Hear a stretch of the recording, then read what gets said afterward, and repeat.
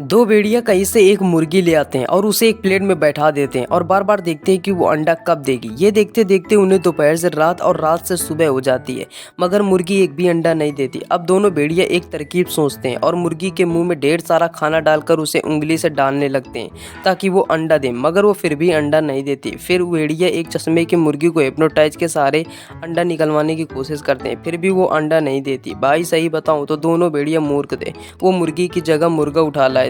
哎呦我的妈！ वैसे कौन कौन पहले से ही जान गया था कि वो मुर्गी नहीं मुर्गा है? कमेंट में जरूर बताना और वीडियो को लाइक, चैनल को सब्सक्राइब जरूर कर देना।